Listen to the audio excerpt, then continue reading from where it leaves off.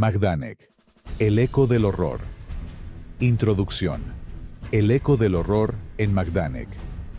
Hay lugares en la tierra donde el silencio pesa más que las palabras, donde el viento arrastra ecos de gritos que nunca cesarán. Majdanek es uno de esos lugares. A las afueras de Lublin, en el este de Polonia, se extiende un terreno que la historia ha marcado con hierro y fuego. No está escondido en un bosque remoto. No fue construido lejos de las miradas. Majdanek se levantó a plena vista. Desde las ventanas de Lublin, la gente podía ver las alambradas. Podían ver el humo. Esto no fue un secreto susurrado en la oscuridad. Fue un grito a plena luz del día. Majdanek nació en el año 1941, cuando la maquinaria nazi ya había devorado Polonia y se preparaba para engullir el mundo entero. Heinrich Himmler, el arquitecto del terror, ordenó su construcción con un propósito claro: albergar a decenas de miles de prisioneros de guerra soviéticos. Pero como tantas cosas en aquel infierno burocrático, el plan cambió. Los planes siempre cambiaban. Y con cada cambio, el horror se profundizaba. Majdanek no fue solo un campo de concentración. Tampoco fue solo un campo de exterminio. Fue ambos. Fue una fábrica de muerte que también explotaba la vida hasta el último aliento. Fue un lugar donde el trabajo forzado convivía con las cámaras de gas, donde los talleres de producción militar estaban a metros de los crematorios, donde la lógica económica nazi se encontraba con su sed insaciable de aniquilación. Las cámaras de gas de Majdanek funcionaron con Zyklon B, el mismo veneno que se usaría en Auschwitz. También con monóxido de carbono, bombeado en habitaciones selladas donde cientos de personas morían asfixiadas, arañando las paredes, buscando un aire que nunca llegaría. El crematorio ardió día y noche. Las chimeneas vomitaban cenizas humanas que caían sobre Lublin como nieve gris. Pero Majdanek fue más que gas y fuego. Fue hambre. Fue enfermedad. Fue el látigo y la bota. Fue el experimento médico sin anestesia. Fue la bala en la nuca al amanecer. Fue la selección arbitraria donde un dedo decidía quién viviría un día más y quién moriría esa misma tarde. Fue, sobre todo, un recordatorio brutal de hasta dónde puede llegar el ser humano cuando decide que otros seres humanos no lo son. Hoy, más de 80 años después, Majdanek sigue allí. Las barracas de madera se mantienen en pie. Las alambradas oxidadas aún rodean el perímetro. Las cámaras de gas permanecen intactas. Y en un mausoleo de piedra, toneladas de cenizas humanas descansan como testimonio mudo de lo que ocurrió. Este es un lugar que no permite el olvido, que no acepta la indiferencia, que exige que recordemos. Porque lo que sucedió en Majdanek no fue obra de monstruos, fue obra de personas. Personas con nombres, con familias, con educación. Personas que tomaron decisiones, que obedecieron órdenes, que miraron hacia otro lado, que participaron. Y si ellos pudieron hacerlo, ¿qué nos dice eso sobre nosotros? Esta es la historia de Majdanek. No es fácil de escuchar, no debería serlo, pero debe ser contada, porque la memoria es lo único que se interpone entre el pasado y su repetición. Bienvenidos al Eco del Horror. Capítulo 1. Majdanek. El campo a la vista de todos. El 22 de julio de 1941. Heinrich Himmler visitó Lublin. No fue una visita casual. Himmler nunca hacía nada por casualidad. Era el arquitecto del sistema de campos de concentración, el segundo hombre más poderoso del Tercer Reich, el guardián de la pureza racial aria. Y tenía planes para el este. Lublin era estratégica. Estaba en el corazón del gobierno general, el territorio polaco ocupado que los nazis habían convertido en un laboratorio de opresión. Desde allí, se podía controlar las rutas hacia el este, hacia los vastos territorios soviéticos que Hitler planeaba conquistar y colonizar. Desde allí, se podía implementar lo que llamaban la solución final. Himmler ordenó la construcción de un campo, no uno pequeño, uno masivo. capaz de albergar hasta 150.000 prisioneros. Lo llamaron oficialmente Campo de Concentración de Lublin. Pero el nombre que perduró fue el del distrito donde se construyó, Majdanek. La ubicación fue deliberadamente visible, a solo 4 kilómetros del centro de Lublin, sin bosques que lo ocultaran, sin montañas que lo escondieran. Las alambradas se levantaron a la vista de todos. Las torres de vigilancia se recortaban contra el horizonte. El humo de los crematorios era visible desde la ciudad. ¿Por qué? ¿Por qué construir un campo de exterminio donde todos pudieran verlo? Porque el terror funciona mejor cuando es visible. Porque el miedo se propaga cuando la amenaza es tangible. Porque los nazis querían que la población polaca supiera exactamente qué les esperaba si se rebelaban, si ayudaban a judíos, si resistían. Majdanek fue una advertencia arquitectónica. Los primeros prisioneros llegaron en octubre de 1941. Eran prisioneros de guerra soviéticos, capturados durante la invasión de la Unión Soviética que había comenzado en junio. Miles de hombres hambrientos, agotados, heridos. Los nazis los consideraban subhumanos. La Convención de Ginebra no aplicaba para ellos, según la retorcida lógica del Reich. Los encerraron en barracones sin calefacción, mientras el invierno polaco se acercaba. Les dieron raciones que no alcanzaban para mantener vivo a un niño. Los pusieron a trabajar en la construcción del propio campo que los aprisionaba. Cavaron zanjas, levantaron alambradas, construyeron barracas y murieron por miles. Para la primavera de 1942, la mayoría de esos prisioneros soviéticos estaban muertos, congelados, hambrientos, enfermos, ejecutados. Pero Majdanek no cerró. Al contrario, se expandió, porque para entonces los planes habían cambiado. La Operación Reinhard estaba en marcha. La Operación Reinhard fue el nombre en clave del plan nazi para exterminar a todos los judíos del gobierno general. 2 millones de personas, hombres, mujeres, niños, ancianos, todos. Reinhard Heydrich, el cerebro detrás de la conferencia de Wannsee, donde se planificó el Holocausto, había sido asesinado por partisanos checos.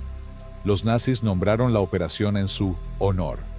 3 campos de exterminio puro se construyeron para este propósito: Bełżec, Sobibór y Treblinka. Su única función era matar. No había trabajo forzado. No había selecciones prolongadas. Los trenes llegaban. La gente era gaseada. Los cuerpos eran quemados. Eficiencia industrial aplicada al asesinato masivo. Majdanek era diferente. Majdanek era híbrido.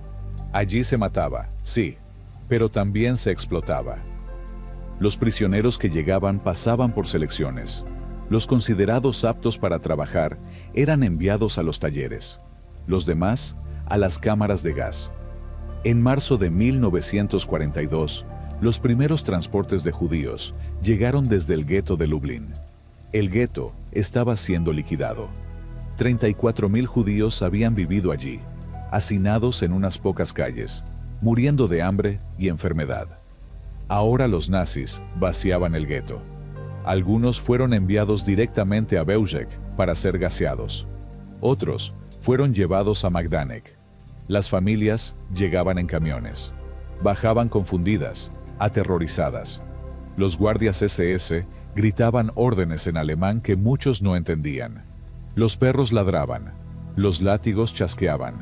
Hombres separados de mujeres, niños arrancados de los brazos de sus madres, ancianos empujados hacia un lado, jóvenes hacia otro.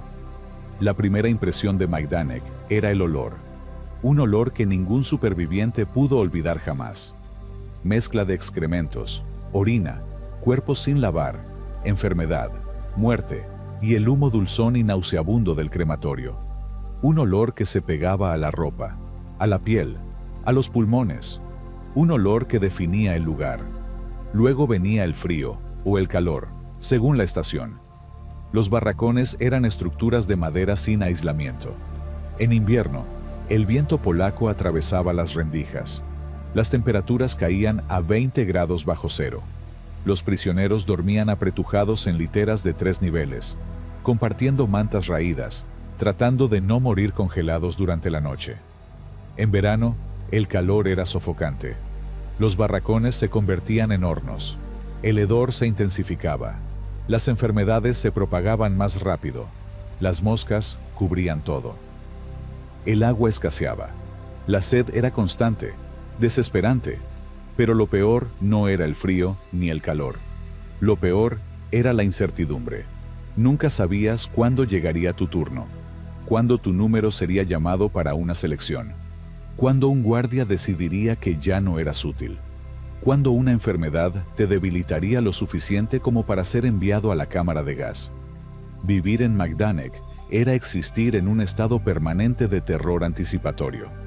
Los judíos polacos fueron la mayoría de las víctimas, pero no las únicas. Prisioneros políticos polacos llegaban regularmente. Miembros de la resistencia, intelectuales, maestros, sacerdotes, cualquiera que los nazis consideraran una amenaza. Partisanos soviéticos capturados en las operaciones antipartisanas, que arrasaban pueblos enteros en Bielorrusia y Ucrania. Gitanos romaníes, marcados para exterminio por su sangre impura. Y luego estaban los transportes desde más lejos. En 1943, trenes comenzaron a llegar desde Eslovaquia, Francia, Holanda, Grecia. Judíos que habían sido arrancados de sus hogares en Ámsterdam, París, Salónica, que habían viajado durante días en vagones de ganado sellados, sin comida, sin agua, sin baños, que llegaban a Majdanek sin entender dónde estaban, sin hablar polaco ni alemán, completamente desorientados. Para ellos, Majdanek era doblemente incomprensible, no solo por el horror del lugar, sino por la distancia de todo lo conocido. El campo creció rápidamente.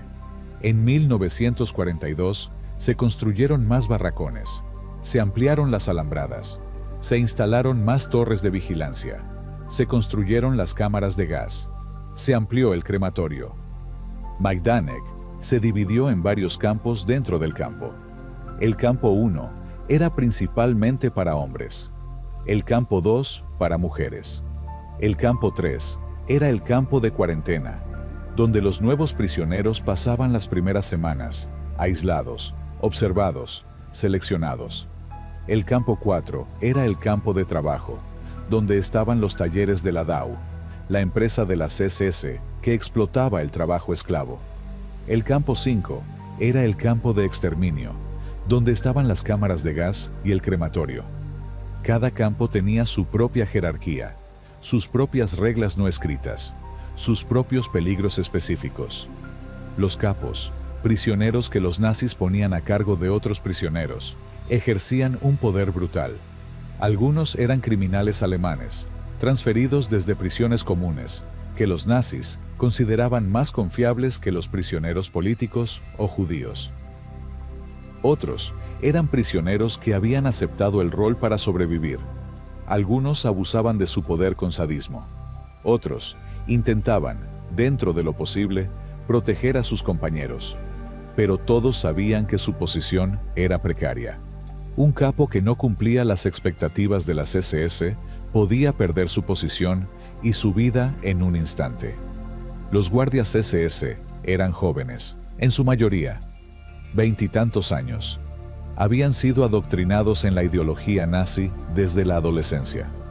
Creían genuinamente que los judíos eran una amenaza existencial para Alemania, que los eslavos eran inferiores, que estaban cumpliendo un deber histórico.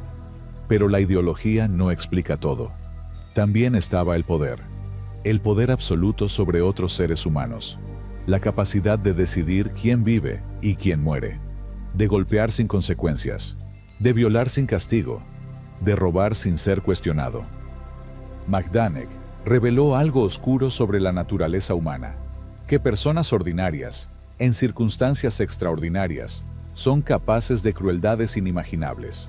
Y también reveló algo sobre la complicidad, porque Majdanek no operaba en el vacío, requería suministros, comida, aunque fuera mínima, ropa, aunque fueran harapos, materiales de construcción, combustible para el crematorio, químicos para las cámaras de gas. Todo eso llegaba a través de canales oficiales. Empresas alemanas proporcionaban los materiales. Trenes de las ferrocarriles nacionales transportaban a las víctimas. Bancos procesaban las pertenencias robadas. Médicos realizaban los experimentos. Burócratas mantenían los registros. El Holocausto no fue obra de unos pocos fanáticos. Fue un esfuerzo colectivo que involucró a miles, decenas de miles de personas. Cada una cumpliendo su pequeño rol. Cada una pudiendo decir, yo solo hacía mi trabajo. Pero los trabajos sumados construyeron Majdanek. En 1943, el campo alcanzó su máxima capacidad. Más de 25.000 prisioneros vivían allí simultáneamente. El sistema de subcampos se expandió. Había destacamentos de trabajo en fábricas de municiones, en talleres de reparación de uniformes, en granjas agrícolas de las SS, en canteras, en proyectos de construcción. Los prisioneros eran mercancía. Su valor se medía en su capacidad de trabajo. Cuando esa capacidad se agotaba, eran descartados. Pero incluso en medio de este sistema deshumanizador, la humanidad persistía. En gestos pequeños. En actos de solidaridad. Capítulo 2. La metamorfosis de Majdanek, 1941-1944. Había una palabra que los prisioneros de Majdanek aprendían rápidamente. Selexia. Selección. Una palabra que helaba la sangre, que detenía el corazón, que significaba que hoy, ahora mismo, alguien iba a decidir quién seguía viviendo y quién no. Las selecciones eran impredecibles. Podían ocurrir al amanecer, durante el recuento. Podían ocurrir a media tarde, cuando todos estaban trabajando. Podían ocurrir en el barracón, de noche, cuando creías que habías sobrevivido otro día. Un oficial SS entraba, a veces con un médico, a veces solo. Caminaba entre las filas de prisioneros. Miraba, señalaba. Tú, tú, tú. A la izquierda, los demás a la derecha, o al revés. Nunca sabías qué lado significaba vida y cuál muerte. A veces, ni siquiera los guardias lo sabían hasta el último momento. Los criterios cambiaban constantemente. A veces buscaban a los más débiles, los enfermos, los que ya no podían trabajar. Otras veces buscaban a los más fuertes, para enviarlos a trabajos especialmente brutales en otros campos. A veces la selección era aleatoria, un número, cada 10º prisionero, cada quinto, los primeros 50 de cada fila. La arbitrariedad era parte del terror. Majdanek, en 1942, era diferente de Majdanek en 1941, y el Majdanek de 1943 era diferente del de 1942. El campo mutaba, se transformaba, respondía a las necesidades cambiantes de la máquina de guerra nazi y de su proyecto genocida. Al principio, como ya dijimos, fue principalmente un campo para prisioneros de guerra soviéticos. Pero esos hombres murieron tan rápido que para la primavera de 1942, el campo necesitaba nuevos ocupantes. Los nazis nunca dejaban vacío un campo. Siempre había más víctimas. La liquidación de los guetos del gobierno general proporcionó un flujo constante. El gueto de Lublin fue el primero. Luego vinieron transportes desde Varsovia, desde Białystok, desde Radom, desde Cracovia. Comunidades judías enteras, que habían existido en Polonia durante siglos, fueron arrancadas de raíz y enviadas a Majdanek, o directamente a los campos de exterminio puro. Cada transporte traía su propia tragedia. Familias que habían logrado mantenerse juntas en el gueto, separadas en la rampa de Majdanek, en cuestión de minutos. Ancianos que habían sobrevivido al hambre del gueto, gaseados horas después de llegar. Niños que habían jugado en las calles del gueto a pesar de todo, enviados a las cámaras antes del anochecer. Los testimonios de supervivientes hablan de madres que intentaban esconder a sus bebés bajo la ropa, de padres que suplicaban que les permitieran quedarse con sus hijos, de hermanos que se aferraban unos a otros mientras los guardias los separaban a golpes. Había una mujer, Rivka, de Varsovia. Llegó a Majdanek en abril de 1943 con sus 3 hijos. El mayor tenía 12 años, el menor, 4. En la selección inicial, le quitaron a los 3. Ella gritó. Corrió hacia ellos. Un guardia la golpeó con la culata del rifle. Cayó. Cuando se levantó, sus hijos ya habían desaparecido en la multitud que se dirigía hacia las cámaras de gas. Rivka sobrevivió.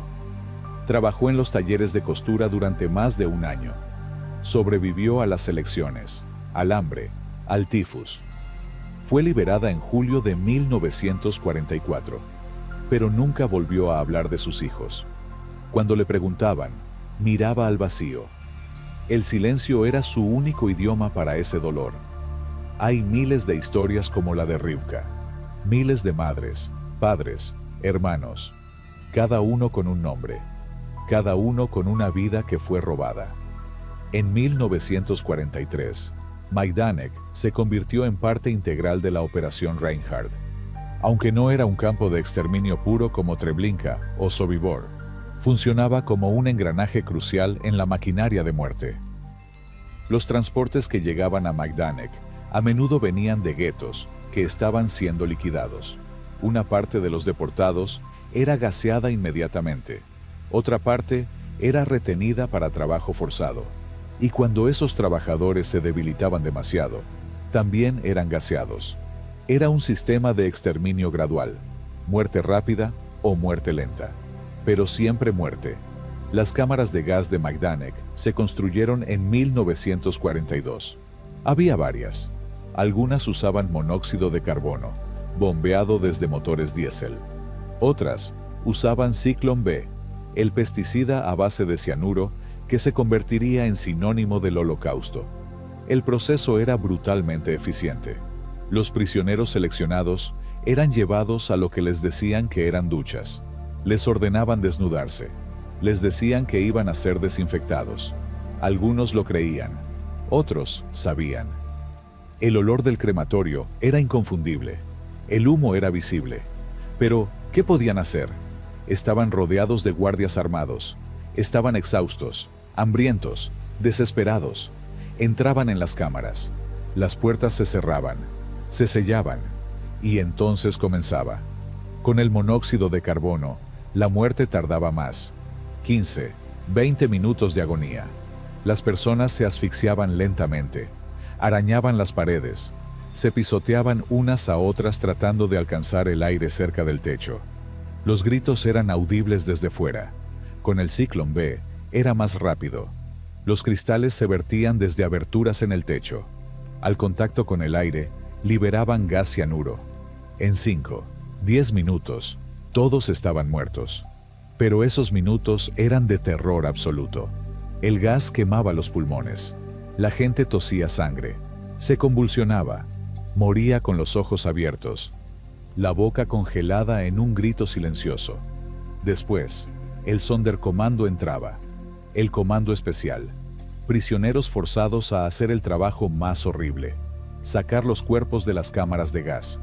Eran cadáveres entrelazados, aferrados unos a otros en los últimos momentos de vida.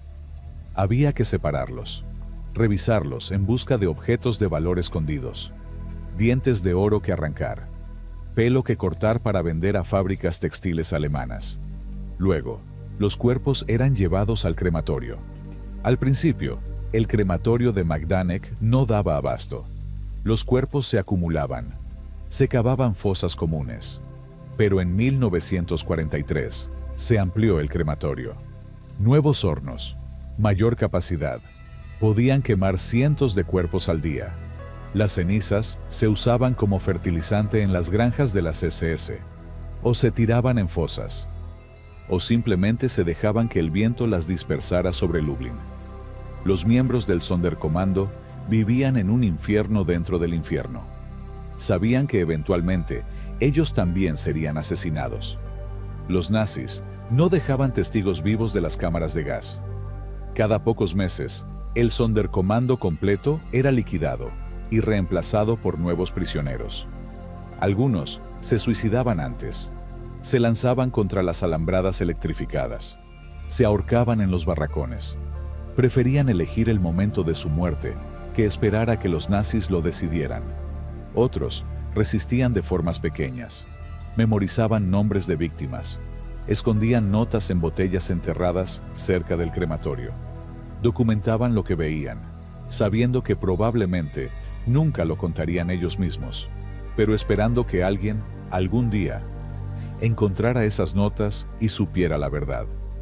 Mientras tanto, en otras partes de Majdanek, la vida continuaba en su versión distorsionada y pesadillesca. El campo se expandió para incluir secciones separadas para mujeres. Miles de mujeres judías, polacas, soviéticas, de toda Europa ocupada, fueron encerradas en barracones superpoblados. Las condiciones eran, si acaso, peores que en la sección de hombres. Las mujeres enfrentaban peligros adicionales. Los guardias SS las violaban regularmente. No había castigo para ellos. Las mujeres que quedaban embarazadas eran asesinadas o forzadas a abortar en condiciones brutales. Las que tenían bebés en el campo veían cómo se los quitaban y los mataban. Había una partera judía, Gisela, de Hungría. Llegó a Majdanek en 1943. Su habilidad médica la salvó inicialmente. La pusieron a cargo de la enfermería de mujeres, pero su trabajo real era ayudar en los abortos forzados y, cuando nacían bebés a pesar de todo, ahogarlos o inyectarles fenol en el corazón. Se negó una vez. Un bebé, una niña, había nacido sana. Gisela le suplicó a la doctora SS que la dejara vivir. La doctora se rió, tomó al bebé y la estrelló contra la pared del barracón. Luego golpeó a Gisela hasta dejarla inconsciente. Gisela sobrevivió. Después de la guerra, testificó en juicios, pero nunca pudo perdonarse por las vidas que había tenido que tomar para salvar la suya propia. Se suicidó en 1952, 7 años después de la liberación. El campo la había matado de todas formas, solo que más lentamente. Los niños en Majdanek eran los más vulnerables. La mayoría eran gaseados inmediatamente al llegar. Los nazis no veían valor en mantener vivos a niños pequeños. No podían trabajar, solo consumían recursos. Pero algunos niños mayores, de 10, 11, 12 años, pasaban las selecciones iniciales. Los ponían a trabajar en tareas que sus manos pequeñas podían hacer. Clasificar ropa, limpiar barracones, llevar mensajes. Estos niños envejecían en semanas. Sus ojos perdían toda inocencia. Aprendían a mentir sobre su edad, a pararse más derechos para parecer más altos, a esconderse durante las elecciones, a volverse invisibles. Había un niño, Chaim, de Lublin. Tenía 11 años cuando llegó a Majdanek con su padre. Su madre y sus hermanas habían sido gaseadas en Bełżec meses antes. Chaim y su padre se aferraron el uno al otro.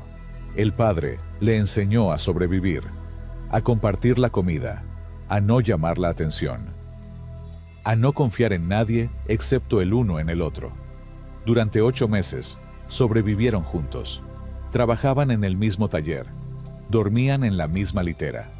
El padre le daba la mitad de su ración a Chaim. Se debilitaba, pero mantenía a su hijo vivo. En febrero de 1944, hubo una selección.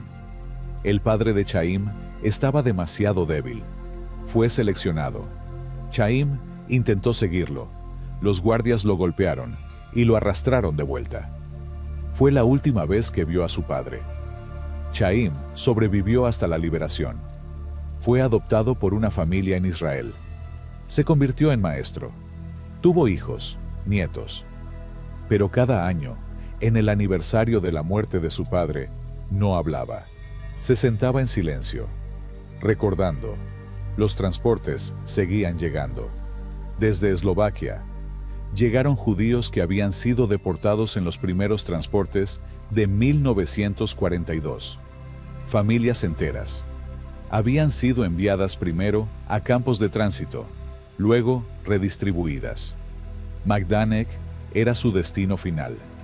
Desde Francia, llegaron judíos arrestados en redadas en París, Lyon, Marsella. Muchos eran refugiados que habían huido de Alemania o Austria en los años 30, pensando que Francia los protegería. Pero cuando Francia cayó, fueron entregados a los nazis. Algunos habían estado en campos de internamiento franceses antes de ser deportados al este. Majdanek era peor que cualquier cosa que hubieran experimentado. Desde Holanda, llegaron judíos del campo de tránsito de Westerbork. Anne Frank y su familia pasaron por Westerbork antes de ser enviadas a Auschwitz. Otros de ese mismo campo fueron enviados a Majdanek. Llegaban confundidos, hablando holandés, sin entender las órdenes en alemán o polaco. Esa confusión los hacía más vulnerables. Desde Grecia, llegaron judíos de Salónica, una comunidad sefardí que había existido allí desde la expulsión de España en 1492.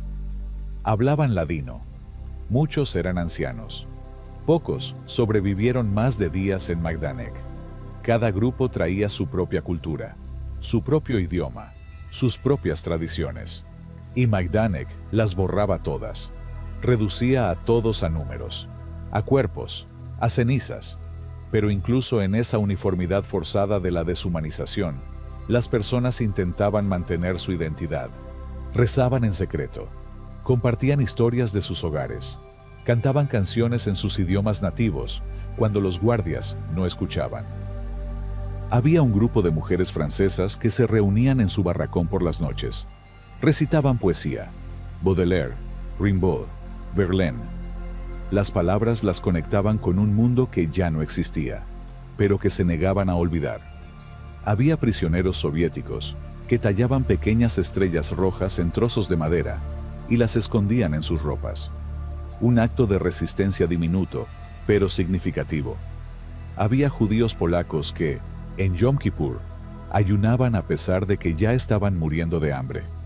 El ayuno religioso era una elección. El hambre impuesta por los nazis no lo era. Esa distinción importaba. Majdanek también desarrolló un extenso sistema de subcampos. Más de 40 destacamentos de trabajo distribuidos por la región de Lublin. Prisioneros eran enviados a trabajar en fábricas de municiones. Capítulo 3. Un día ordinario en circunstancias inhumanas. El sol apenas comenzaba a despuntar cuando un silbido estridente rompía el silencio de la noche. No era una llamada a la vida, sino una orden a la muerte. Miles de prisioneros, hacinados en barracones superpoblados, se levantaban de sus literas. Apenas habían dormido. El frío, el hambre, el miedo, los mantenían en un estado de alerta constante. No había tiempo para descansar. No había espacio para soñar. La madrugada era un ritual de desesperación. La fila para el lavabo era interminable. El agua era fría y escasa. La higiene era una ilusión. La suciedad, las pulgas, los piojos, eran compañeros constantes. Luego venía el recuento. La plaza de revista era un vasto patio de tierra, expuesto a las inclemencias del tiempo. Lluvia, nieve, calor abrasador. Miles de prisioneros, apretujados unos contra otros, esperando lo inevitable. Los guardias, con sus uniformes impecables y sus rostros pétreos, inspeccionaban las filas, contaban, recontaban, buscando ausentes, buscando debilidad, buscando una excusa para castigar. Un prisionero tosió, otro se desplomó, un guardia lo golpeó con la culata del rifle. El prisionero cayó al suelo. Los demás se apartaron. Nadie se atrevía a ayudarlo. Sabían lo que significaba desafiar a los guardias. El recuento podía durar horas, a veces hasta el anochecer. Los prisioneros permanecían de pie, inmóviles, bajo el sol o la lluvia. Los pies hinchados, las piernas entumecidas, la espalda dolorida, el hambre punzante. Cuando finalmente terminaba el recuento, comenzaba el trabajo. La mayoría eran enviados a los talleres, donde producían municiones. Trabajaban en condiciones inhumanas, en máquinas peligrosas, sin protección, sin descanso. Otros eran enviados a las canteras, a picar piedra bajo el sol abrasador, a cargar piedras pesadas, a construir carreteras, a ampliar las instalaciones del campo.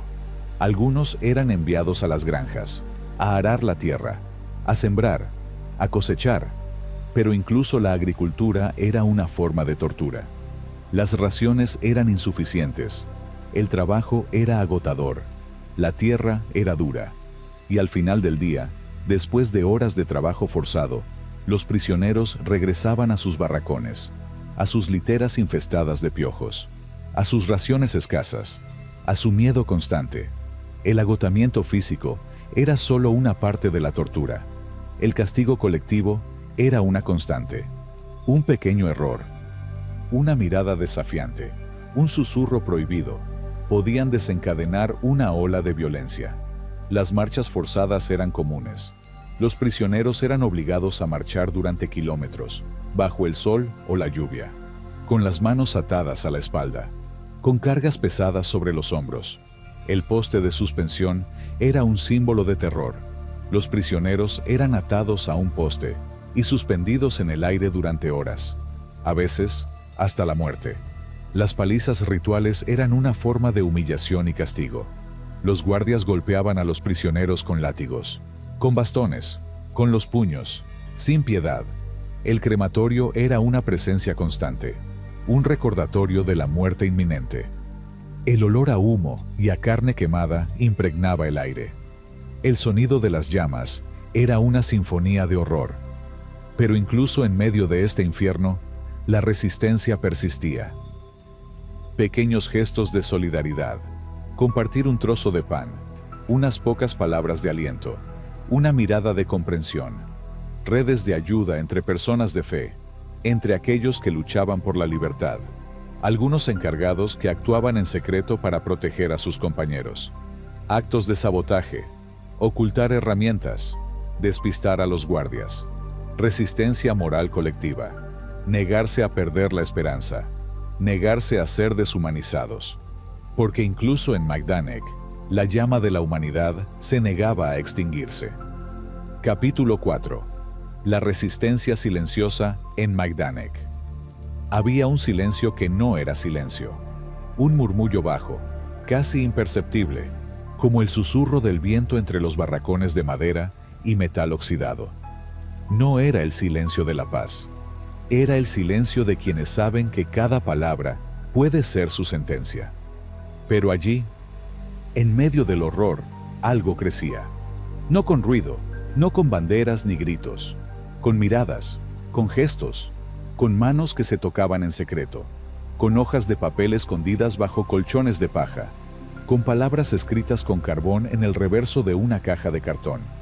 Este era el corazón latente de Majdanek, la resistencia silenciosa. No fue una revuelta, no hubo armas, no hubo plan maestro, solo hombres y mujeres que, a pesar de todo, decidieron no dejar que el mal les robara la última cosa que les quedaba, la dignidad. En el invierno de 1942, mientras las nieves caían sobre Lublin como ceniza, un grupo de prisioneros polacos, casi todos intelectuales, estudiantes, obreros, comenzó a organizar una red clandestina dentro del campo. No para escapar, para sobrevivir con alma, para decir, nosotros seguimos aquí. Aún así, uno de ellos, Janusz Kowalski, un profesor de filosofía antes de ser deportado desde Varsovia, logró esconder un cuaderno pequeño bajo su camisa.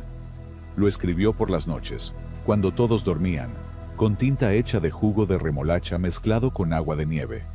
En él, anotó lo que veía: el olor a carne quemada en el crematorio, el sonido de los pasos de las SS al pasar por el patio, el grito de una mujer que intentó correr hacia el barracón de los niños, y que nunca llegó.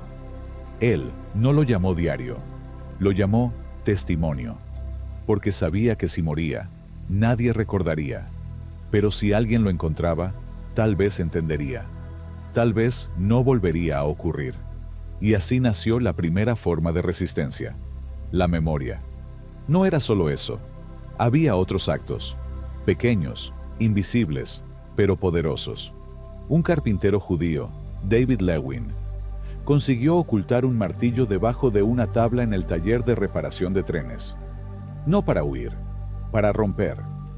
Una noche, cuando los guardias estaban distraídos, usó el martillo para destrozar una máquina que fabricaba fusiles para el ejército alemán.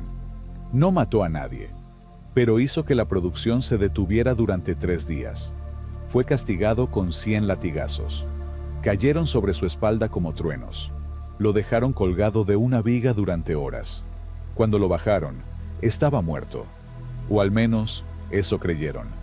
Al día siguiente, lo encontraron vivo, arrastrándose por el suelo. Pero sonreía. Me dieron 100 golpes, dijo, pero me dieron vida. Esa fue la clave. No era la victoria. Era el hecho de que aún podías elegir. Hubo otro caso. Una joven enfermera, Irena Sawistovska, que trabajaba en el hospital del campo. Allí, entre camillas rotas y agujas sin esterilizar, empezó a esconder medicinas, píldoras, incluso frascos de sangre humana que robaba de los cadáveres recién llegados. Los utilizaba para salvar a los más débiles, ancianos, niños, mujeres embarazadas. Una noche, descubrieron su labor. La llevaron al patio central. Le pusieron un collar de hierro al cuello y la obligaron a mirar cómo ejecutaban a 30 presos frente a ella. ¿Por qué?, preguntó. ¿Por qué te arriesgas por gente que no te conoce? Ella respondió, porque si yo no lo hago, nadie lo hará. Y luego, sin temblar, dijo, y si tú mataste a esos 30, entonces tú también eres culpable. La SS no la mató esa noche, no porque tuvieran piedad, sino porque temían que su nombre se volviera leyenda. La resistencia no era solo acción, era también resistencia moral. Era negarse a ver a los demás como objetos, era mirar a un hombre con ojos vacíos y decir, tú no eres basura, tú eres humano. En los barracones de mujeres, una joven llamada Elżbieta Dąbrowska, de 17 años, hija de un sastre de Lodz, empezó a enseñar a leer a otras prisioneras. No con libros, con pedazos de papel reciclado, con dibujos en el suelo, con historias contadas en voz baja. ¿Por qué hacer esto?, le preguntó una mujer mayor, agotada, con la piel llena de úlceras. ¿Qué sentido tiene? Ella respondió, si dejamos de pensar, ya no somos nosotros. Si dejamos de aprender, ya no hay futuro. Y así, cada noche, mientras el viento silbaba entre los postes del cercado, se reunían en grupos pequeños. 10, 15 personas. Algunas cantaban canciones antiguas, otras recitaban poemas. Una vez, una mujer de Białystok, una antigua profesora de literatura, leyó en voz alta el poema de Czesław Miłosz. El mundo es tan grande, tan hermoso, tan cruel. Nadie lloró, pero todos sintieron que algo había cambiado. Hubo también actos más simples. Un prisionero soviético, Viktor Volkov, que siempre llevaba consigo una pequeña caja de fósforos. Cada vez que veía a alguien morir, encendía uno. Lo dejaba arder hasta que se consumía.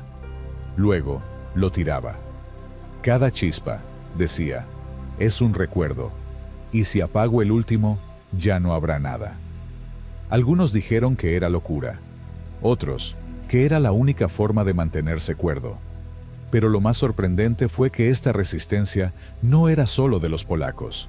No, había judíos, rusos, ucranianos, alemanes, franceses, todos juntos, todos unidos por una sola idea.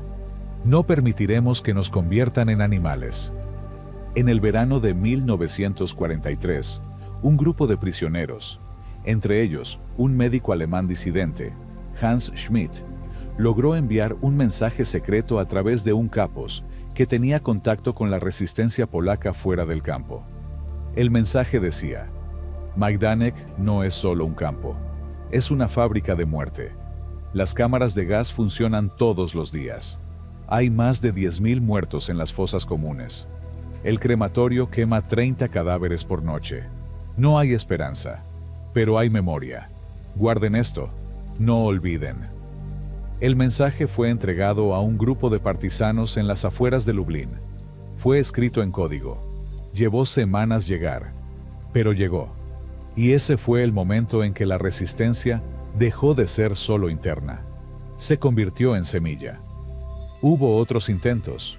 Una vez, cerca del final, un grupo de prisioneros intentó sabotear el sistema de ventilación de las cámaras de gas. Sabían que si fallaban, morirían. Pero también sabían que si tenían éxito, tal vez salvarían a miles. Lo intentaron. Fallaron. Fueron descubiertos. Ejecutados en masa. Pero sus nombres, aunque no estén en ningún libro, están en el aire, en el viento que sopla hoy sobre Majdanek. No todos los actos de resistencia tuvieron éxito. Muchos fueron aplastados. Muchos murieron. Pero ninguno fue en vano. Porque el verdadero crimen del nazismo no fue solo matar. Fue intentar borrar la humanidad. Y lo que hicieron estos hombres y mujeres, esconder un cuaderno, ocultar una medicina, encender un fósforo, enseñar a leer, fue decir, no, no vamos a desaparecer, no vamos a olvidarnos de quiénes somos.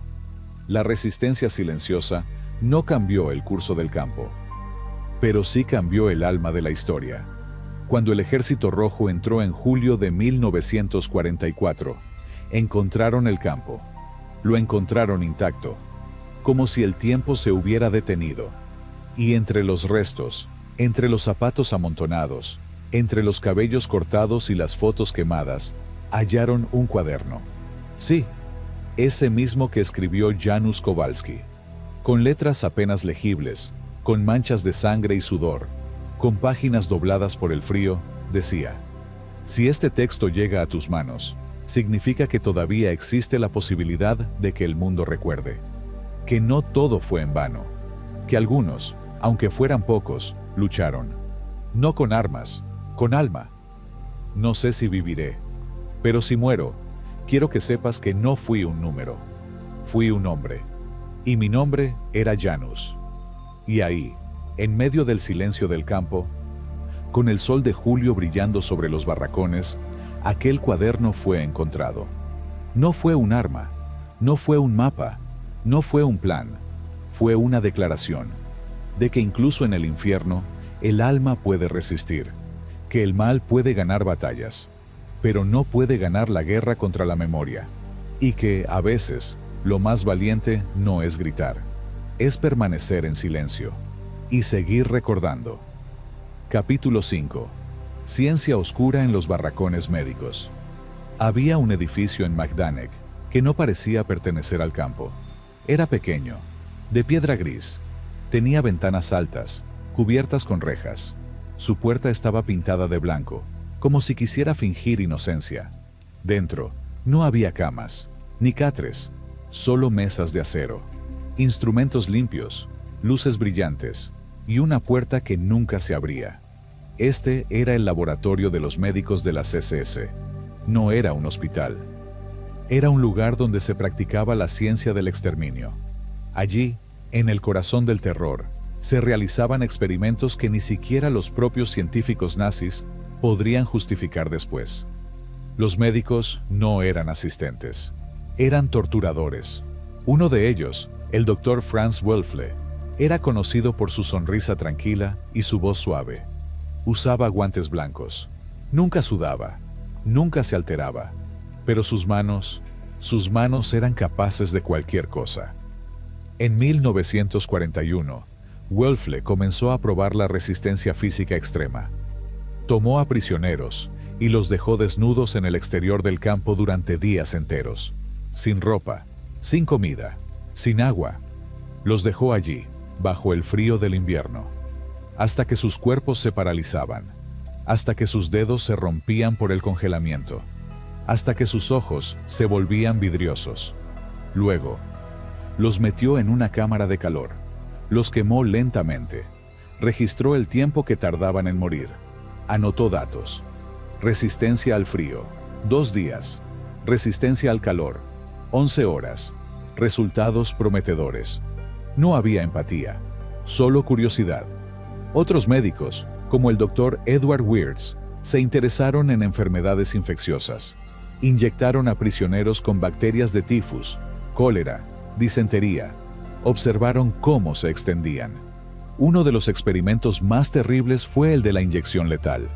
Tomaron a un hombre, le inyectaron una sustancia desconocida. Lo observaron durante horas. Su cuerpo se retorció. Sus músculos se contrajeron. Gritó. Luego cayó. Wirtz escribió: reacción alérgica severa, sin efecto secundario en el cerebro, potencial para uso militar. No se preocuparon por el dolor, solo por los resultados. Hubo experimentos quirúrgicos, sin anestesia. Un prisionero, un hombre de 35 años, fue sometido a una operación de apéndice, pero no le dieron anestesia. Lo sujetaron con cadenas. Lo mantuvieron despierto. Mientras lo operaban, gritó, lloró, rogó. El doctor lo miró a los ojos y dijo: el dolor no afecta el resultado, solo el tiempo. Terminó la operación. El hombre murió en la mesa, pero el doctor tomó sus órganos. Los guardó en frascos. Órganos conservados, excelente estado, ideal para estudios posteriores. Y hubo los experimentos de esterilización forzada. En 1942, el doctor Joseph Mengele, aunque no estuvo directamente en Majdanek, sus métodos fueron copiados allí. Envió instrucciones para esterilizar a miles de mujeres. Aquí, en Majdanek, el doctor Otto Ritter diseñó un método nuevo: inyecciones de ácido clorhídrico directamente en los ovarios. Las mujeres gritaban, sangraban, morían, pero Ritter registró efectividad del 98%, coste mínimo, recuperación rápida. No había humanidad, solo eficiencia. Uno de los casos más horribles fue el de una joven de 22 años, llamada Halina Nowak. La reclutaron para un estudio de fertilidad. Ella creyó que era parte de una investigación médica. En realidad, la sometieron a 5 cirugías distintas sin anestesia. Les cortaron tejidos, les extraían órganos, les inyectaban sustancias extrañas. Al final, la dejaron inconsciente. La colocaron en una cama. Y cuando despertó, no podía moverse. No podía hablar. Solo podía ver. 2 días después, la mataron. Su cuerpo fue incinerado. Pero en un archivo secreto, guardado en Berlín, se encontró una nota firmada por Ritter. Prueba exitosa, estéril, no apta para reproducción, recomendado para uso en futuros experimentos.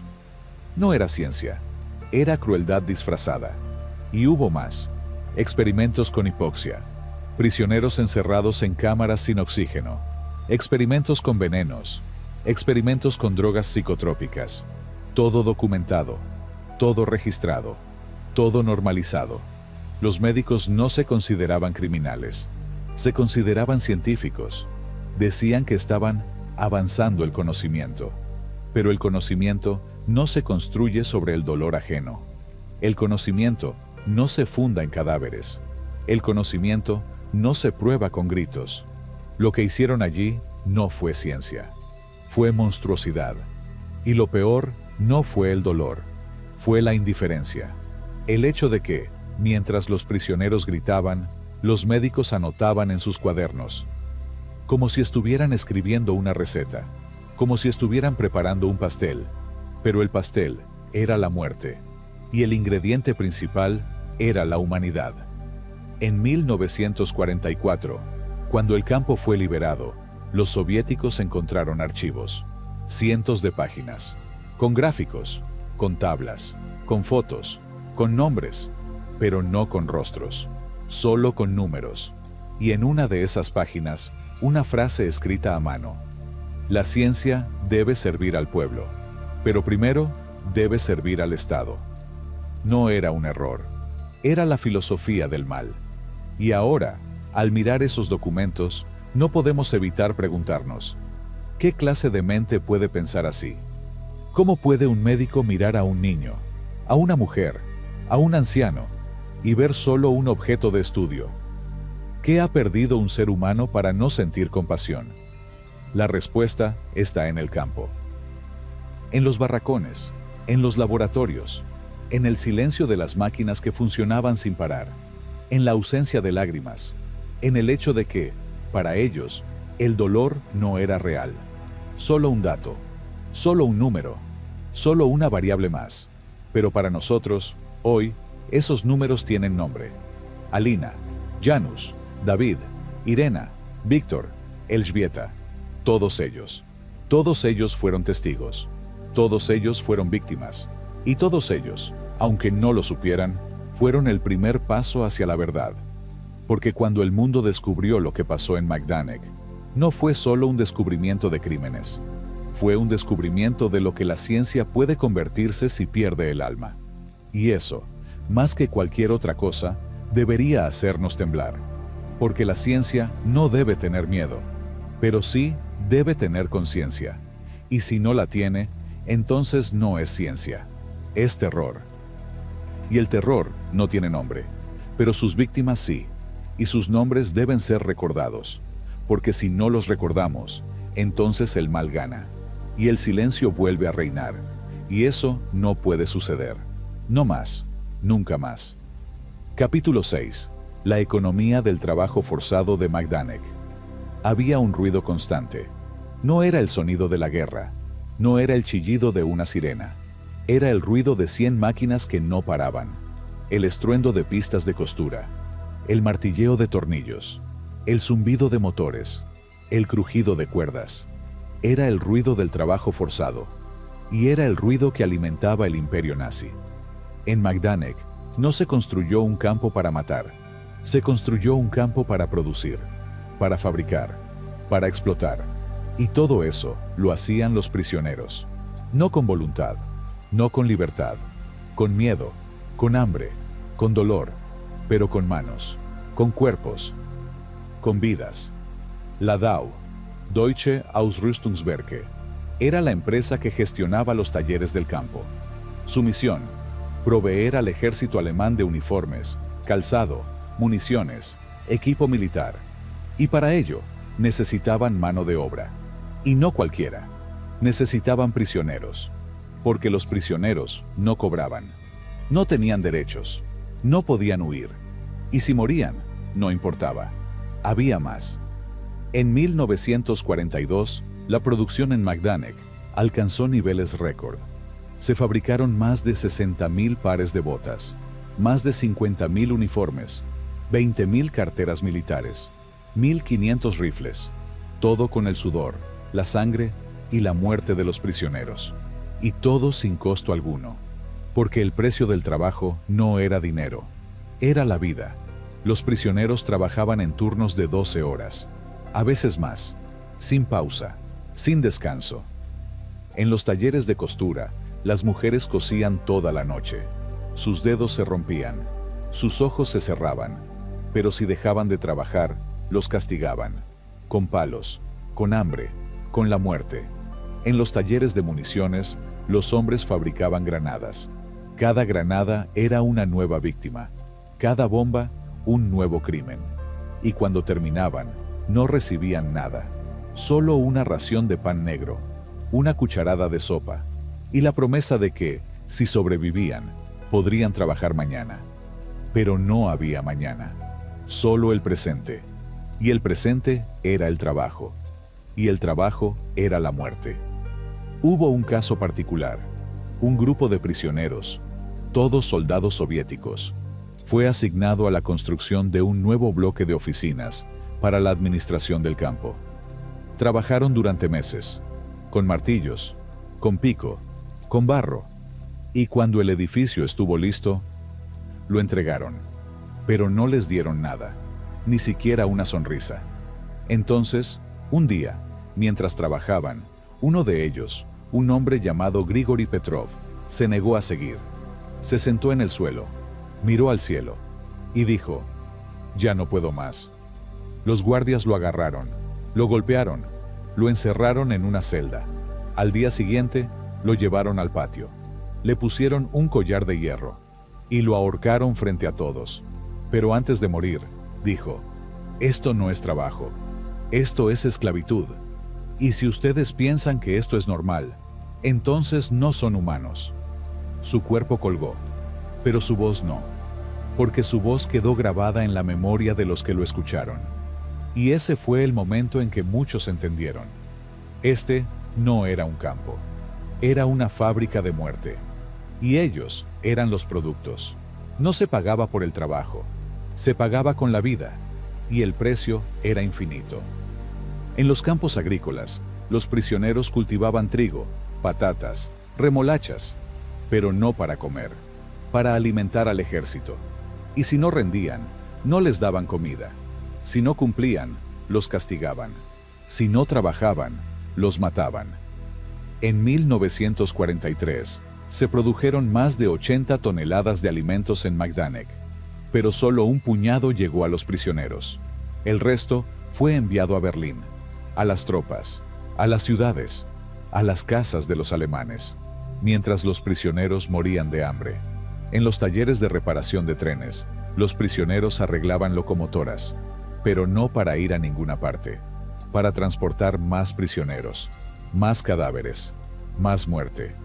Y cuando terminaban, los enviaban a la cámara de gas, porque el trabajo no tenía fin, solo la muerte, y el sistema era perfecto, porque no necesitaba justificación, solo necesitaba obediencia, y el precio era alto, pero el beneficio enorme, porque mientras los prisioneros trabajaban, el Reich avanzaba, y mientras el Reich avanzaba, el campo crecía, y mientras el campo crecía, más prisioneros llegaban, y mientras más prisioneros llegaban, más trabajo había, y más trabajo, más muerte. Así era la economía del horror, y en el centro de todo no había dinero, solo sangre, solo sudor, solo muerte. Pero nadie lo llamaba así, lo llamaban producción, eficiencia, progreso, como si el trabajo forzado fuera una virtud, como si el sufrimiento fuera un bien, como si el dolor fuera necesario, pero no lo era. No lo fue jamás. Lo que ocurrió en Majdanek no fue desarrollo, fue destrucción, no fue avance, fue genocidio, y el trabajo no fue productivo, fue criminal, porque no se construyó nada, solo se destruyó todo. Y cuando el campo fue liberado, los soviéticos encontraron las máquinas, las pistas, las líneas de montaje, las herramientas, todo funcionando, como si nada hubiera pasado, como si el trabajo siguiera, como si los prisioneros aún estuvieran allí. Pero no, ellos ya no estaban.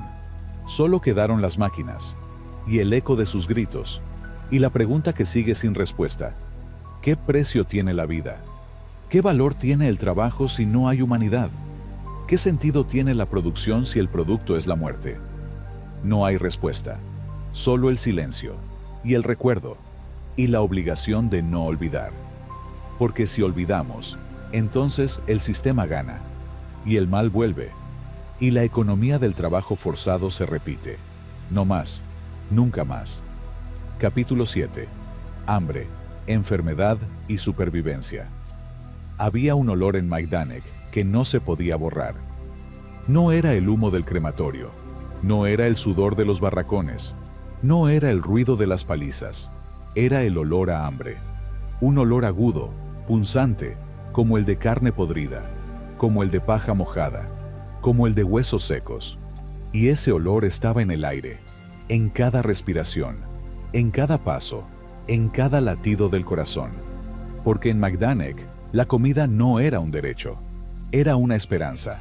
Y la esperanza, a menudo, moría antes de llegar. Cada día, a las 6 de la mañana, sonaba el silbato. El recuento comenzaba.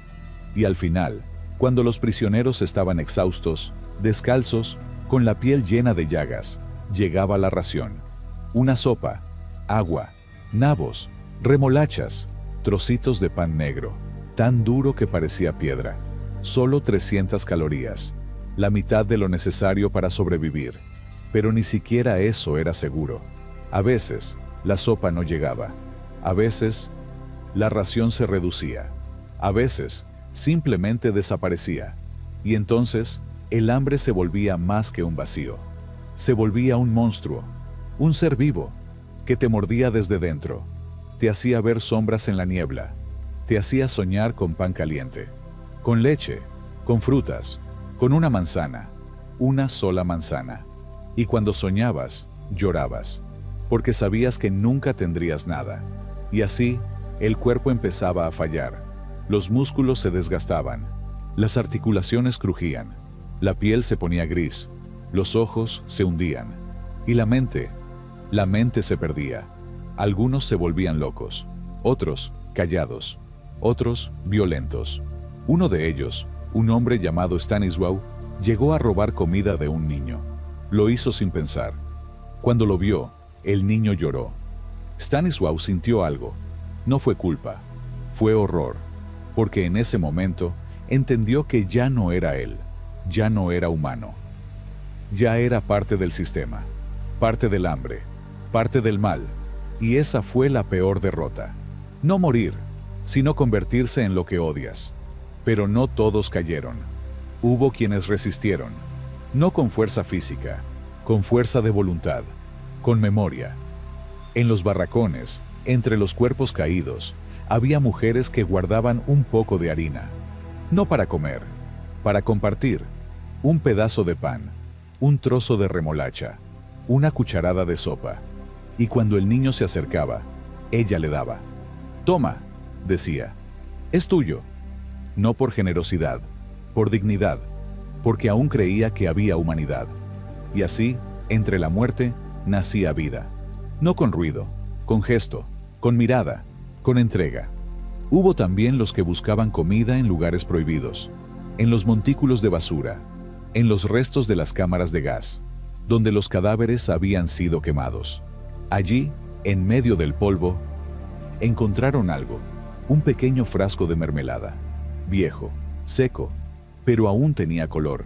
Lo abrieron, no comieron, lo miraron, como si fuera un tesoro, como si fuera un milagro. Y uno de ellos, una anciana, dijo: «Esto es dulce, aún hay dulzura en el mundo». Y su voz tembló, porque no era solo mermelada, era esperanza. Y la esperanza, aunque pequeña, era poderosa. Pero el hambre no era solo el vacío del estómago, era el vacío del alma y el vacío del futuro, porque nadie sabía cuánto tiempo duraría. Nadie sabía si viviría hasta mañana. Nadie sabía si sus hijos, si alguna vez tuvieron hijos, estarían vivos. Y así, el miedo se extendía, no solo por la muerte, sino por el olvido. Porque si morías, ¿quién recordaría tu nombre? ¿Quién diría que exististe? Y entonces, algunos escribían, con carbón, con tinta hecha de sangre, con el dedo en el suelo. Mi nombre es María, tengo 30 años, mi hija se llama Ana. La vi por última vez en Varsovia. Me prometió que volveríamos a vernos, pero no regresé. Y ahora, aquí, en Majdanek, solo quedan mis palabras. Si alguien las lee, diga que fui real, diga que existí. Y esas palabras, como semillas, se escondían, entre tablas, bajo colchones, dentro de botellas. Y algún día, tal vez, saldrían. Pero mientras tanto, la enfermedad avanzaba. El tifus, la tuberculosis, la disentería, la escarlatina, todo se propagaba, porque no había agua potable, no había medicinas, no había sanitarios, solo hacinamiento. Más de 1000 personas en un barracón de 20 metros cuadrados. Y el aire, cargado de humedad, de excrementos, de muerte. Y cuando alguien enfermaba, no lo llevaban al hospital, lo dejaban allí, en el suelo, sin cobijos, sin atención, solo con una mirada, y a veces con una palabra, adiós. Pero no había adiós, solo silencio. Y luego, el cadáver, y el olor, y el trabajo de enterrarlo, o no enterrarlo. A veces, los cuerpos se amontonaban, en el patio, en el corredor, en el campo, y los perros salvajes venían, y comían, y los SS reían. «¡Qué buena carne!», decían. Y no eran solo los perros, había otros, prisioneros que, en la oscuridad, robaban zapatos, ropa, cabello, no por dinero, por supervivencia, por un trozo de tela, por una botella, por una cuchara, y si alguien protestaba, lo golpeaban. o lo mataban. Pero aún así, había solidaridad. No era grande, no era visible, pero existía. En los momentos de dolor, en los recuentos, en los trabajos forzados, un hombre, al borde de la muerte, se derrumbó. No pudo levantarse. Y entonces, otro hombre, un desconocido, lo ayudó. Lo cargó, lo llevó al barracón, le dio un poco de agua y le dijo: no mueras, por favor, no mueras. No fue un acto heroico, fue un acto humano. Y en aquel momento, el mundo volvió a tener sentido. Porque la vida no se mide en días, ni en años, se mide en gestos, en palabras, en manos que se tienden. Y aunque el hambre ganó muchas batallas, no ganó todas. Porque en medio del horror, hubo amor. No con palabras, con acciones, con silencios, con miradas, con la decisión de seguir viviendo, aunque fuera por un instante más. Y eso, más que cualquier cosa, fue resistencia. No contra el sistema, sino contra el desespero. Y en Majdanek, donde todo se perdía, ese fue el último tesoro. La humanidad. Y aunque la comida faltaba, la dignidad no. Y aunque el cuerpo se rompía, el alma seguía. Porque mientras haya alguien que diga: toma, es tuyo, el mundo sigue, y el mal no gana. No más, nunca más. Capítulo 8. A la sombra del castigo y el exterminio. Había un lugar en Majdanek donde el sol no entraba. No porque estuviera cubierto, sino porque el cielo mismo parecía oscurecerse. Era la plaza de revista. Y allí, cada día, el terror se repartía. No con armas, con presencia, con silencio, con miradas. Cuando los prisioneros llegaban, debían formarse. De pie, durante horas, sin moverse, aunque lloviera, aunque nevaba, aunque el viento cortara la piel. Si alguno se movía, si un dedo se torcía, si un ojo parpadeaba, el castigo comenzaba. Y el castigo no era solo físico, era psicológico.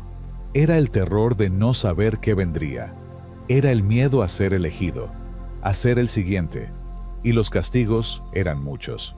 Palizas con látigos de cuero, con bastones, con varas de hierro. Los golpes no eran precisos, eran brutales, eran repetitivos. Y cuando terminaban, los cuerpos caían.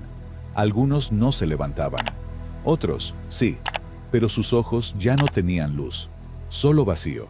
Y si no cumplían, si no obedecían, si no tenían la mirada baja, entonces los encerraban en celdas de castigo, pequeñas, oscuras, sin aire, sin luz, sin agua, con ratas, con moscas, con el olor a orina, con el eco de gritos que no se oían.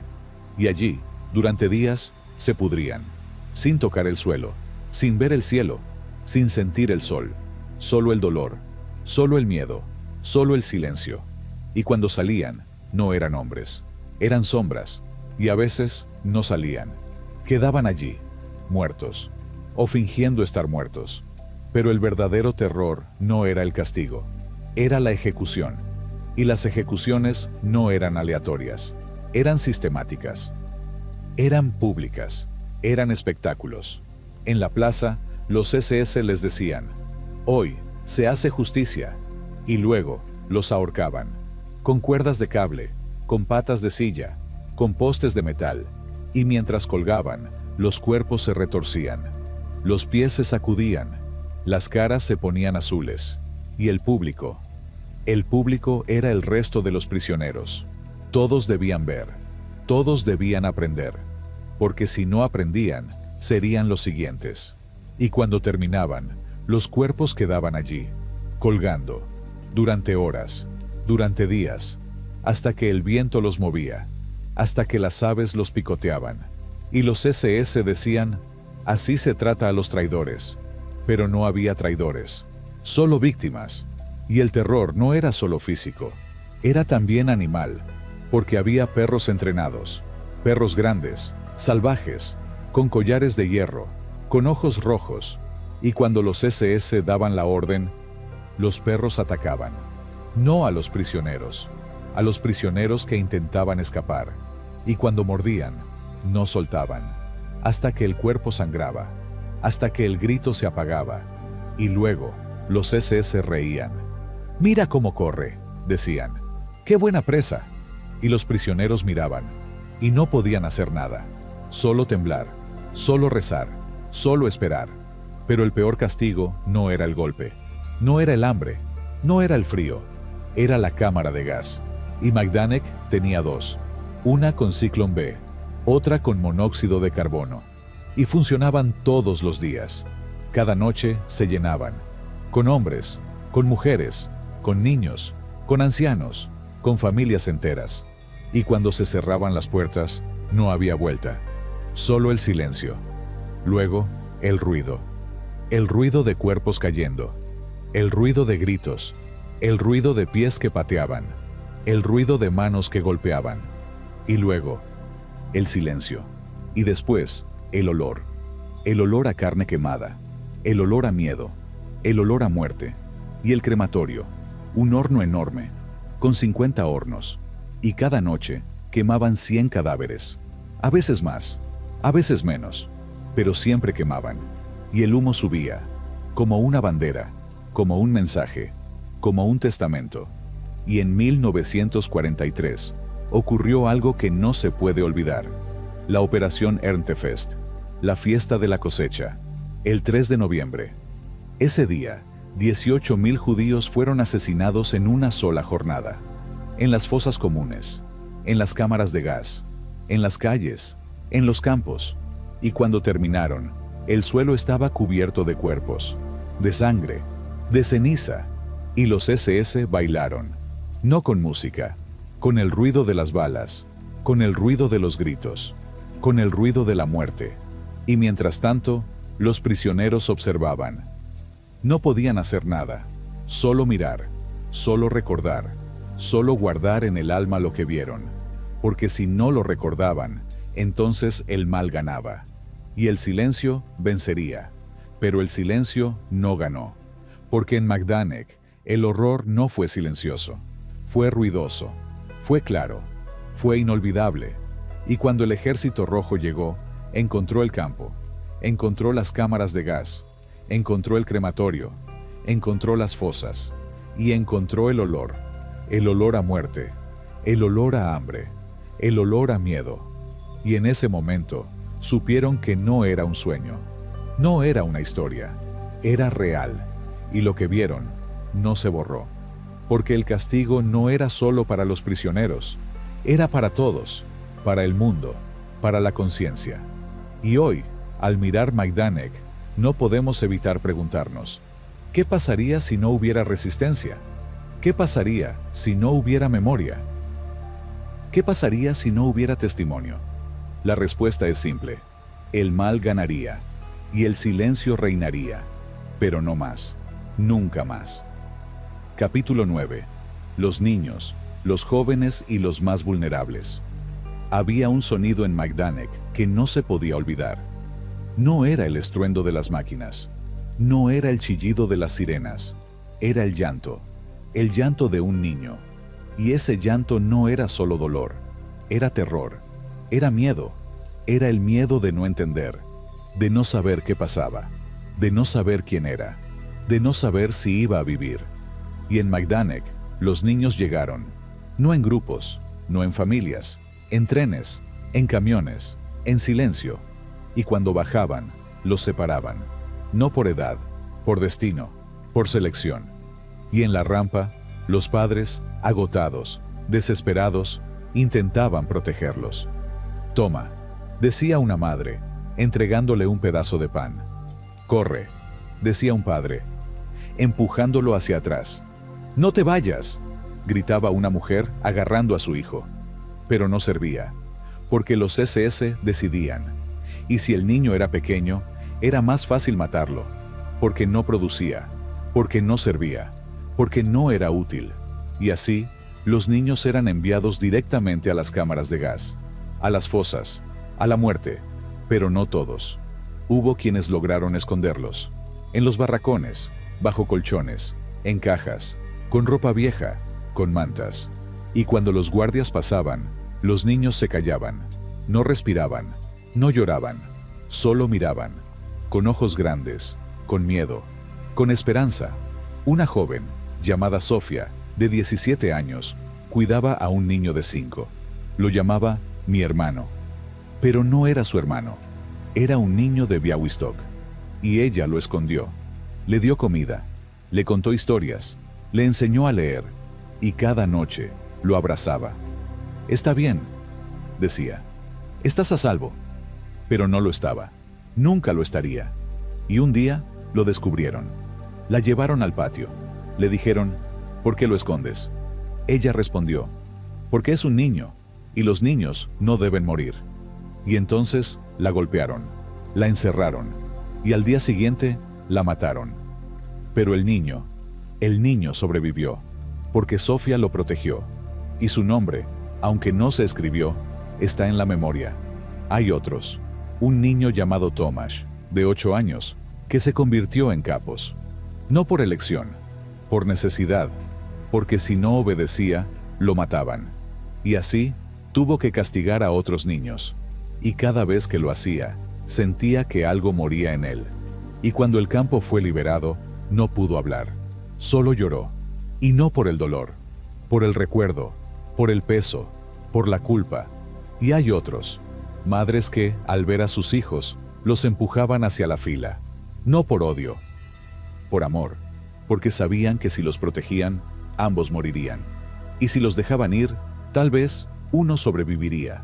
Y así, las madres decían: «Ve, corre, no mires atrás». Y el niño corría. Y la madre gritaba: «¡Vive!».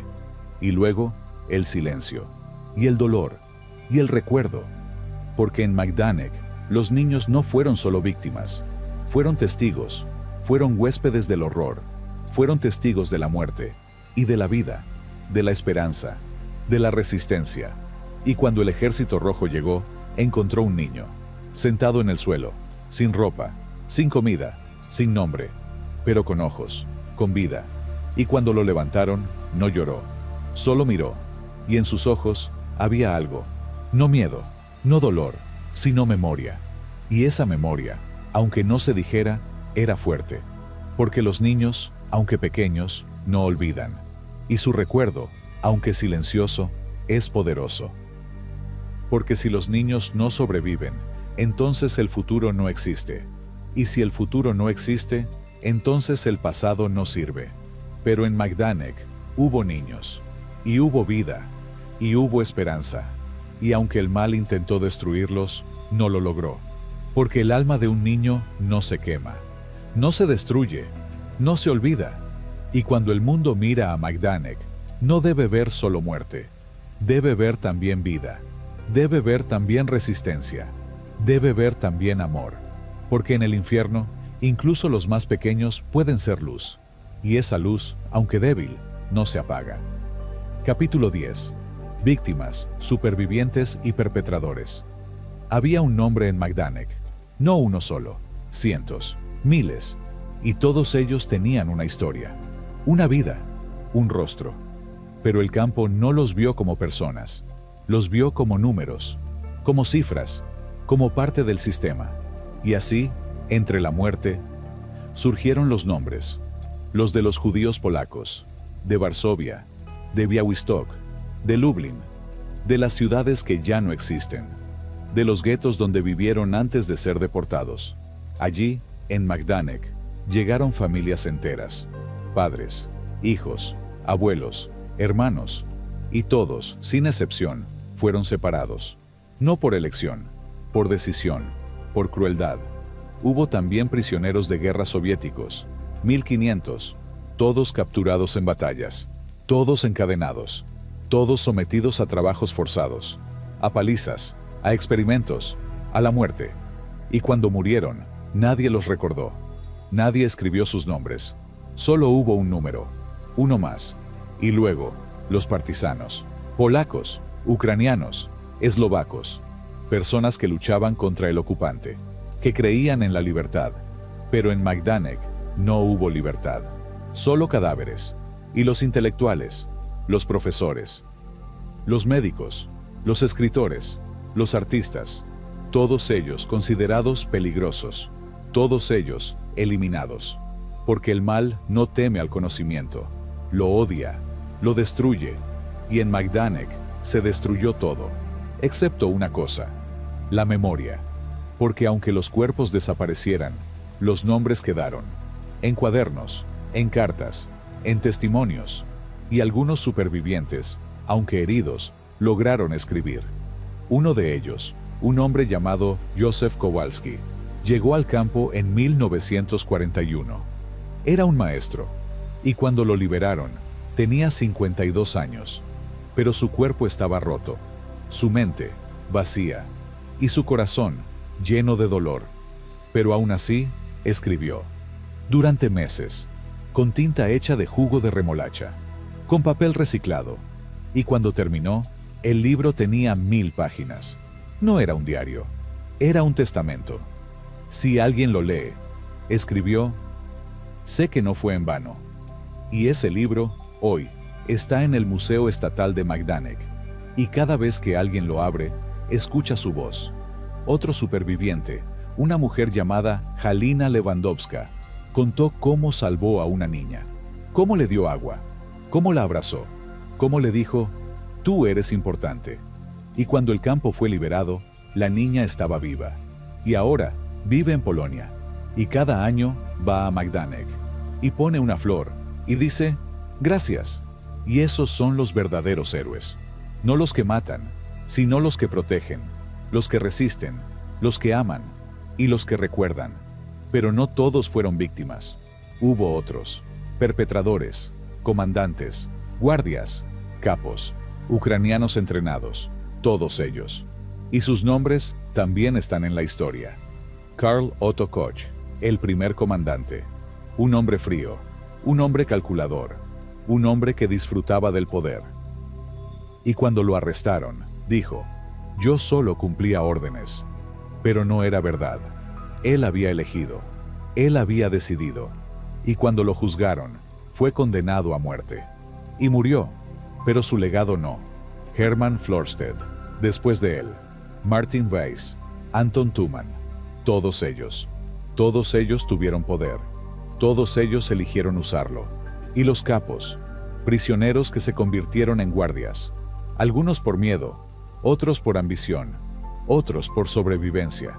Y muchos de ellos, después, fueron juzgados, en Polonia, en Alemania, y algunos murieron, otros vivieron, y aún hoy, sus nombres están en archivos, y sus actos en memorias, porque no se puede olvidar, no se puede ignorar, no se puede perdonar, porque el mal no es solo el crimen, es la elección, y si elegiste matar, entonces eres culpable. No importa quién te ordenó, no importa si estabas asustado, no importa si pensabas que era necesario, el mal es libre, y el mal tiene nombre, y ese nombre debe ser recordado, porque si no lo recordamos, entonces el mal gana, y el silencio vuelve, pero no más, nunca más. Capítulo 11. Las últimas semanas y la evacuación. Había un cambio en el aire.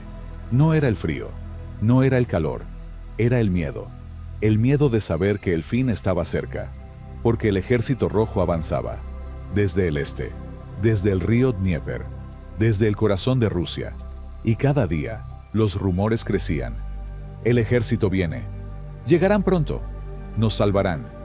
Pero no era solo esperanza, era terror, porque sabían que, si llegaban, los SS harían lo peor, borrarían evidencia, destruirían instalaciones, quemarían documentos y matarían a los prisioneros. Y así, en el verano de 1944, comenzó la evacuación. Forzada, caótica, desesperada. Los SS tomaron a miles de prisioneros. Los empujaron hacia el oeste, hacia Auschwitz, hacia Buchenwald, hacia cualquier lugar donde pudieran ocultarse. Y mientras caminaban, los golpeaban, los obligaban a correr, a no detenerse, a no descansar. Y si alguno caía, no lo ayudaban. Lo dejaban allí, para morir. Y muchos murieron, en el camino, en los trenes, en los campos. Y los que sobrevivieron no sabían a dónde iban. Solo sabían que no podían quedarse. Y mientras tanto, los SS quemaban, Documentos, fotos, archivos, todo. Quemaban el pasado, quemaban la memoria, querían borrar todo, pero no pudieron, porque algunas cosas no se pueden quemar, como el recuerdo, como el dolor, como el nombre de un niño. Y en medio del caos hubo actos, pequeños, humanos, un grupo de prisioneros, liderado por un médico soviético. Intentó sabotear el tren. Lo hicieron con herramientas robadas. Lo pararon. Y mientras los SS lo revisaban, los prisioneros escaparon. Muchos murieron, pero algunos, sí. Y cuando el Ejército Rojo llegó, encontraron el campo, vacío, desolado, pero intacto, como si el tiempo se hubiera detenido. Y en ese momento, supieron que no era un sueño. No era una historia. Era real. Y el horror, aunque intentaron borrarlo, no se había ido. Solo estaba esperando. Y cuando los soviéticos entraron, no hubo celebración. Solo silencio. Solo lágrimas.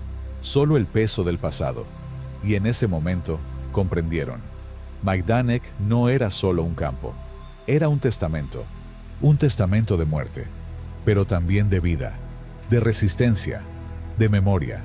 Y no se podía olvidar. No más. Nunca más. Capítulo 12. La liberación y sus sombras. Había un sol en julio de 1944. Un sol brillante, dorado, y sobre Majdanek iluminaba los barracones, los cercados, las torres, las cámaras de gas, y cuando las tropas soviéticas entraron, no hubo disparos, no hubo combate, solo silencio, y luego el eco de pasos, el eco de voces, el eco de gritos, y cuando llegaron al patio, vieron algo que no podían creer. Almacenes llenos de zapatos, de ropa, de cabello, de maletas, de fotos, de objetos personales, y en el suelo, montones de pertenencias, como si la vida hubiera sido abandonada, y en una caja, una foto, de una familia, sonriendo, y debajo, una nota escrita a mano. Este es mi hijo, se llama Jan, tiene 5 años, no sé si lo veré de nuevo. Y cuando la leyeron, lloraron, porque no era solo un campo. Era un museo de la humanidad, y el horror no era solo el trabajo forzado, ni las ejecuciones, ni las cámaras de gas. Era la pérdida de identidad, la pérdida de nombre, la pérdida de futuro. Y cuando el mundo supo, no fue solo un descubrimiento, fue un choque, una revelación. Y los juicios comenzaron, en Polonia, en Alemania, en otros países, y muchos fueron condenados, a muerte, a prisión, a vergüenza, y aunque algunos escaparon, la memoria no, porque Majdanek no fue solo un campo, fue el primer campo de exterminio liberado, y eso cambió todo, porque no había dudas, no había negaciones, solo pruebas, y el mundo no pudo seguir mintiendo. Y así, en 1944, se creó el Memorial y Museo Estatal de Majdanek, uno de los primeros del mundo, y desde entonces, millones han venido, a ver, a recordar, a sentir, a entender, porque Majdanek no es solo historia, es presente, es advertencia, es llamado a la conciencia. Y si miras esta película, no lo hagas solo por curiosidad, hazlo porque el pasado no es pasado, es vida, es memoria, es responsabilidad, porque si olvidamos, entonces el mal gana, y el silencio vuelve, no más, nunca más, despedida y reflexión final. Si has llegado hasta aquí, significa que has escuchado, has sentido, has pensado, y eso, en sí mismo, es un acto de resistencia, porque en un mundo que quiere olvidar, recordar es revolucionario. Por eso, si este documental te conmovió, si te hizo pensar, si te hizo sentir, hazlo saber. Comenta, suscríbete, compártelo, porque la memoria no es solo para los que murieron, es para los que viven. Y cada like, cada comentario, cada suscripción es un paso más hacia el nunca más. Visita el Memorial de Majdanek en Lublin. Estudia los testimonios, lee los libros, escucha a los supervivientes, porque el horror no se entiende con datos, se entiende con empatía, con humanidad, con corazón. Y si algún día sientes que el mundo se vuelve oscuro, acuérdate de Majdanek, de los niños, de los ancianos, de los que resistieron, de los que amaron, de los que recordaron, porque incluso en el infierno, la luz existe, y tú puedes serla. Gracias por escuchar. Hasta la próxima. No olvides, nunca más.